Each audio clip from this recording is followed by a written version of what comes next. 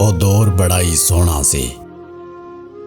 ਚਾਟੀ ਦੀ ਲੱਸੀ, ਘੜੇ ਦਾ ਪਾਣੀ, ਉਹ ਵਿਹੜੇ 'ਚ ਸੋਣਾ, ਉਹ ਠੰਡੀ ਹਵਾ ਦੇ ਬੁੱਲੇ, ਨਾ ਏਸੀ ਦਾ ਰੌਲਾ, ਨਾ ਵੱਖਰੇ ਚੁੱਲ੍ਹੇ, ਉਹ ਕੱਚੇ ਵਿਹੜੇ, ਉਹ ਕੱਚੀਆਂ ਕੰਧਾਂ।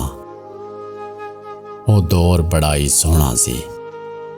ਉਹ ਪਰੌਣੇ ਦੀ ਖਾਤਰ ਇੱਕ ਦੂਜੇ ਤੋਂ ਸਾਲਨ ਲੈਣਾ, ਉਹ ਸ਼ਾਮੀ ਰਲ ਕੇ ਬਹਿਣਾ, ਉਹ ਠੰਡੀ ਹਵਾ ਦੇ ਝੋਲੇ, ਉਹ ਸਾਰਿਆਂ ਨੇ ਵਿਹੜੇ 'ਚ ਸੋਣਾ, ਉਹ ਗਾਰੇ ਤੇ ਗੋਬਰ ਦੀ ਲਪਾਈ, ਉਹ ਗਲੀਆਂ ਦੇ ਰੌਲੇ, ਉਹ ਗੁੱਲੀ ਡੰਡਾ, ਉਹ ਛੁਪਣ ਛਪਾਈ।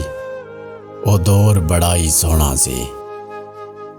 ਉਹ ਨਹਿਰਾਂ 'ਚ ਨਹਾਣਾ, ਪਤੰਗਾ ਉਡਾਣਾ, ਉਹ ਦੌਰ ਬੜਾ ਹੀ ਸੋਹਣਾ ਸੀ।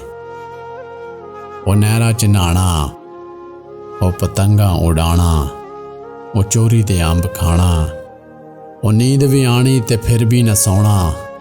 ਉਹ ਦੌਰ ਹੀ ਬੜਾ ਸੋਹਣਾ ਸੀ ਯਾਰ।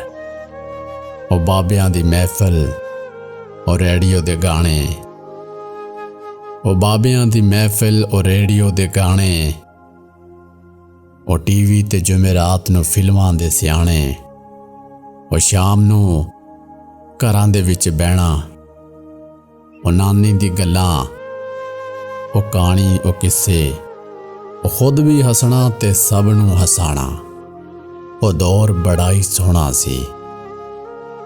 ਕਸਮ ਨਾਲ ਉਹ ਦੌਰ ਬੜਾ ਹੀ ਸੋਹਣਾ ਸੀ। ਅੱਜ ਹਰ ਚੀਜ਼ ਹੈ ਸਾਡੇ ਕੋਲ, ਪੈਸਾ ਵੀ ਹੈ, ਟੈਲੀਫੋਨ ਵੀ ਹੈ, ਟੈਕਨੋਲੋਜੀ ਵੀ ਹੈ, ਪਰ ਨਾ ਉਹ ਹਮਦਰਦੀ ਲੱਭਦੀ ਏ, ਨਾ ਉਹ ਪਿਆਰ ਲੱਭਦਾ ਹੈ, ਨਾ ਉਹ ਕੱਚੇ ਵਿਹੜੇ ਲੱਭਦੇ ਨੇ, ਨਾ ਉਹ ਬਾਬਿਆਂ ਦੇ ਵਿੱਚ ਬਹਿੰਦੇ ਐ, ਨਾ ਉਹ ਗਲੀਆਂ ਦੀ ਧੂੜ ਲੱਭਦੀ ਹੈ, ਨਾ ਉਹ ਡਾਕੀਏ ਦੇ ਖੱਤ ਲੱਭਦੇ ਨੇ। ਹੁਣ ਤੇ ਮਿੰਟ ਤੋਂ ਪਹਿਲੇ ਮੁਹੱਬਤ ਦੇ ਇਜ਼ਹਾਰ ਹੋ ਜਾਂਦੇ ਨੇ ਤੇ ਮਿੰਟ ਤੋਂ ਪਹਿਲਾਂ ਹੀ ਕੰਮ ਤਲਾਕਾਂ ਤੇ ਪਹੁੰਚ ਜਾਂਦਾ ਹੈ। ਕਸਮ ਨਾਲ ਉਹ ਦੌਰ ਬੜਾ ਹੀ ਸੋਹਣਾ ਸੀ।